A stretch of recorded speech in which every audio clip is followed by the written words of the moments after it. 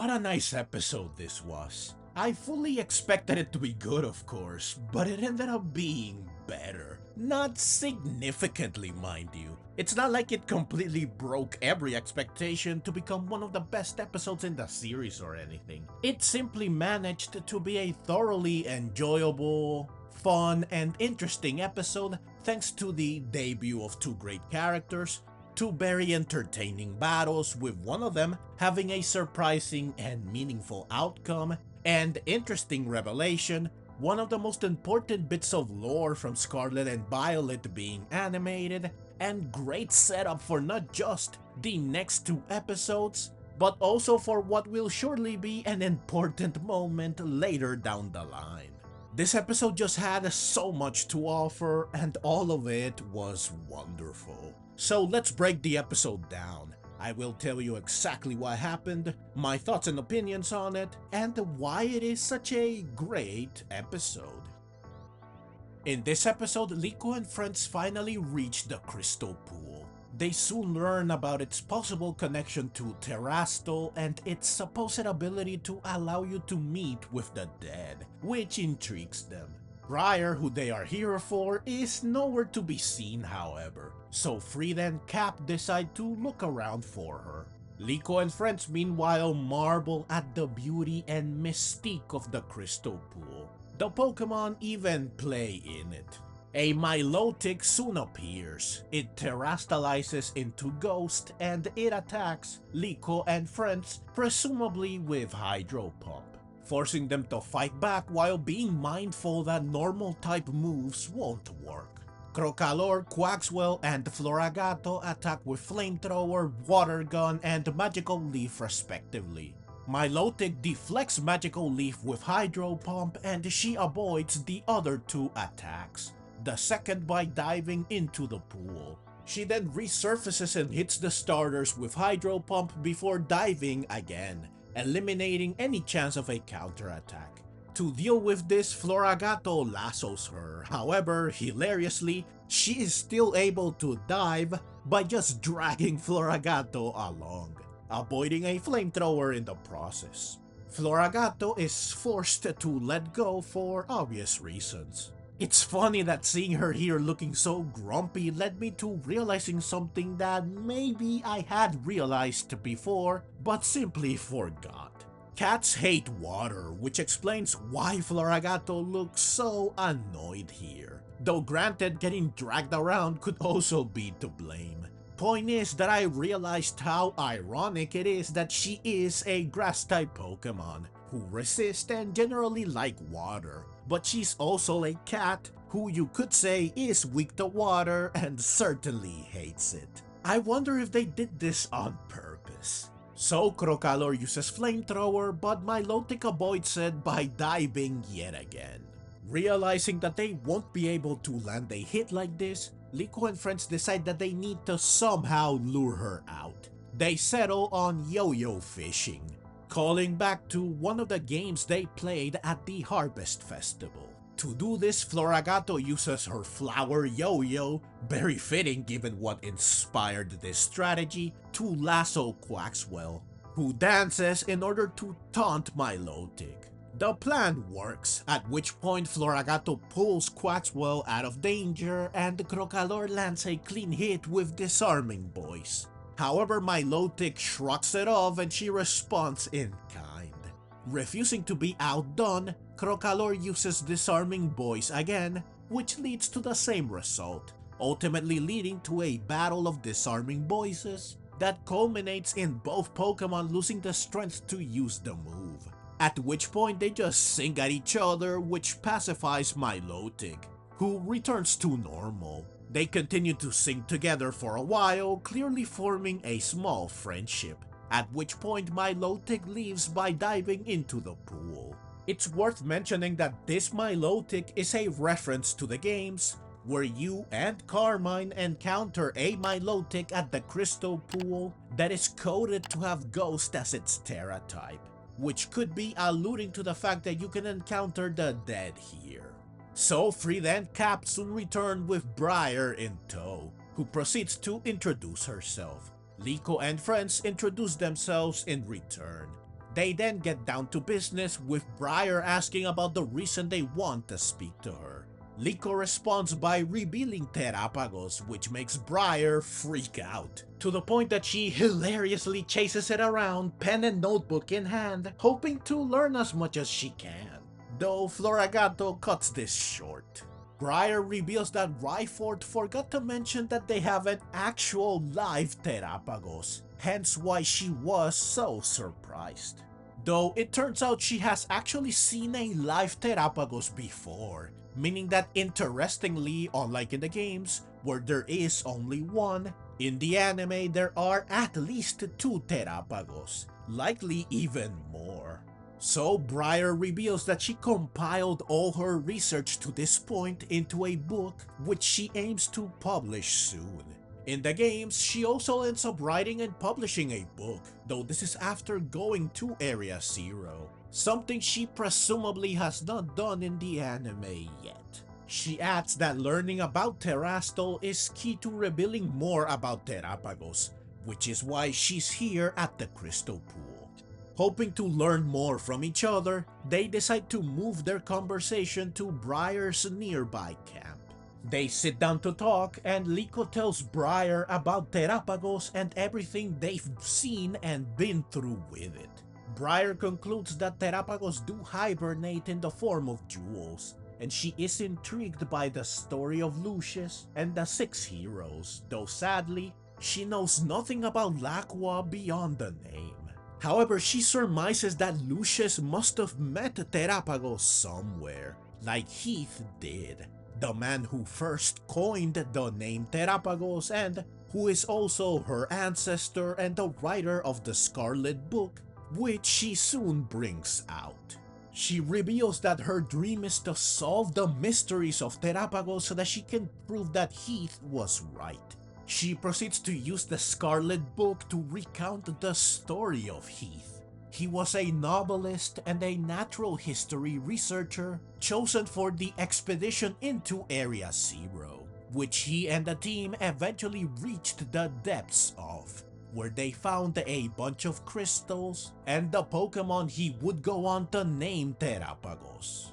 He also met a bunch of other strange Pokemon, likely Paradox Pokemon. In fact, we see one here. At least I think it is a Paradox Pokemon, but I cannot tell which one. My guess is Great Tusk or Screamtail, but again, I'm not sure. This is a great game of Who's That Pokemon? Tell me who you think it is in the comments. Heath compiled everything he discovered into a book, but it was dismissed as a mere occult story, so almost no one believed him. This is what fuels Briars Dream. Now, it's worth mentioning that most of this is accurate to the games, even down to the picture of Heath seen in the Scarlet Book. However, there are differences. In the games, Heath supposedly strayed away from the expedition team, he fell unconscious, he encountered the Terapagos, and he was then found by the rest of the team, but he had no memory of what happened to him beyond supposedly talking to someone in what appeared to be a dream. He also had a page with handwriting on it that he did not remember writing. It's unclear to me why they decided to make such changes. Perhaps they wanted the story to be less fantastical, more grounded in realism instead. I don't really dislike the changes, but I do think they robbed the story of much of its mystique, which is a big part of its charm and why it's so fascinating. Liko points out that she and Briar are alike, descendants of great researchers aiming to continue what they began. Liko then shows Briar Diana's adventure log, which she finds impressive, and Lucius's journal, which she finds intriguing, especially since it has such a detailed description of Terapagos. Fried and Dot surmise that Lucius must have read the Scarlet Book, hence why he knew the name Terapagos. Briar reveals to Liko and company the name of this form of Terapagos, the Terastal form, which they of course have seen before in person, so they are thrilled to learn what it's called. Briar says this form requires some special power. But this is only a theory of hers, though Roy soon confirms it when he mentions that Terapagos transformed when the heroes were present. So Briar surmises, much like I did, that Terapagos and the heroes have a special connection. However, Liko recalls that Terapagos also transformed when confronted with Lakuium, and Fried fittingly asks Briar about Lakuium, but she's never heard of it, though she is intrigued by it. So Lakuium is indeed somehow connected to Terapagos and the heroes.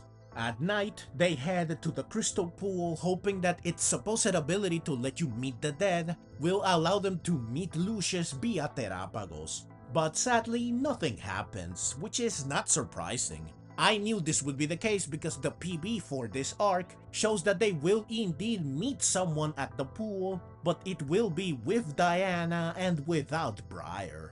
So we can consider this set up for that. Meanwhile, a familiar silhouette is seen presumably watching them from a distance. The next day, Liko and company bid farewell to Briar, who decides to stay at the pool to continue her research. They promise to meet again, and she promises to contact them if she learns anything about Area Zero. Hopefully this means Liko and company will go there at some point. Also, I have to say I like Briar more here in the anime than in the games. She just has more energy and passion, which makes her more charming and interesting to watch. I do hope we see her again, and it's very likely we will. So Liko and company head back to the airship. While speaking with Briar did not give them any hints as to how to proceed, Liko is still glad that they got to learn more about the mysteries of Pokemon and meet someone like her grandmother. Orla wonders about what their next course of action should be. Fried decides that they must find the remaining heroes, even though it will prove difficult since they have no clue where to even begin to search for them. Thankfully, Dot is about to solve this problem. She's currently in Mosui Town gathering footage for videos. She soon spots a Hisuian Growlithe, which catches her attention, so she follows it all the way to its trainer, Perrin, who Dot questions regarding Hisui. Since she does hail from the ancient land once known as Hisui, Dot wonders if she knows about another Hisuian Pokemon, Kleavor. Which she of course does, but she won't reveal the information she's got for free. She has two conditions. First, she wants to take a picture of Dot, who refuses initially out of embarrassment but soon relents when she sees Perrin walk away. The second condition is a battle to see how strong Dot is. Perrin sends out her Leafeon after saying the same thing she does in the games when challenging the player. A nice touch. Dot is worried because Quaxwell is at a type disadvantage, but they decide to do their best regardless. Man, if only she had another Pokemon that was not weak to grass, especially a Pokemon that evolved just one episode ago. If only, right? Nothing against Quaxwell, but this was a great chance for Tinkatuff to get some more action. So the battle begins with Leafeon using Razor Leaf, which Quaxwell avoids. He quickly counters with Low Kick, which Leafeon avoids. It retaliates with Leaf Blade, which Quaxwell avoids Matrix style. Leafeon follows up with Swords Dance and then with another Leaf Blade. Quaxwell deflects it with Pound, but not completely. Crazy how he takes and shrugs off a super effective move boosted by Swords Dance. In the games, this would have most likely been game over. He avoids another Leaf Blade and then he turns Pound into Air Cutter. Quite convenient since it's of course super effective on Leafeon, who counters with Razor Leaf, which is sliced through. It then uses Quick Attack, but Quaxwell avoids it repeatedly and he then ends the battle with Low Kick. Perrin is amazed, and as promised, she reveals what she knows about Kleavor, namely a picture she took of it which shocks Dot.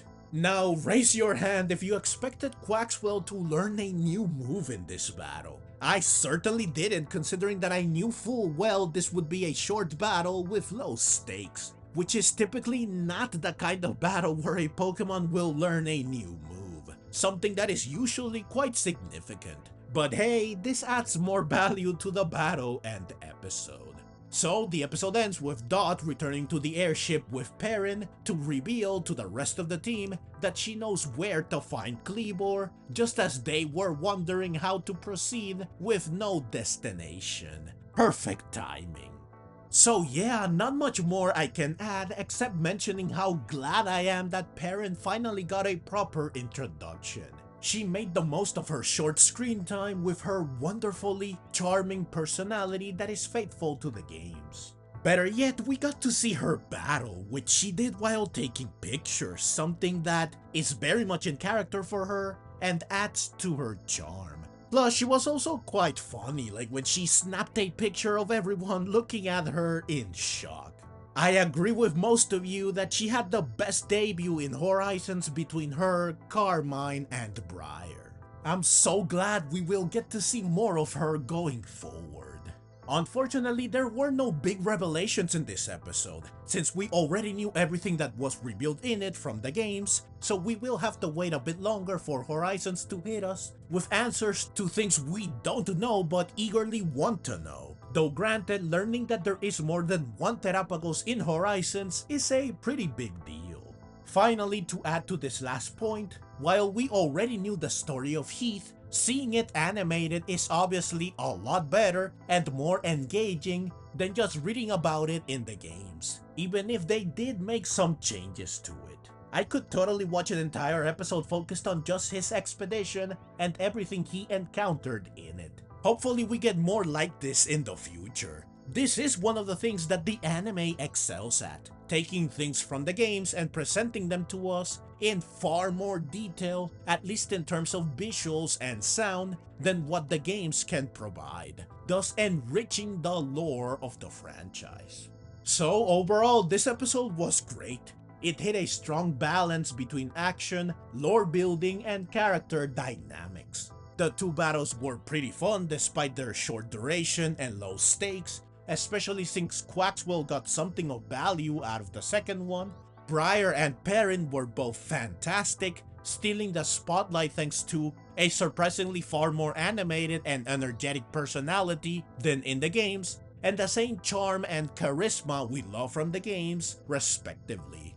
The way this episode set up not just the next two episodes and the hunt for Kleavor, but also the future encounter Liko and friends will have at the Crystal Pool, which will no doubt be significant, ensured that this episode provided plenty of narrative value. While it was lacking in terms of big reveals, getting to see such a key part of Scarlet and Violet's lore animated was still very cool. Though again, the potential existence of other Terapagos is intriguing. So yeah, pretty good episode overall. Horizons continues to impress with episodes like this, showing how seamlessly it can weave together character growth, captivating lore, and dynamic battles, all while leaving us eagerly awaiting what's next.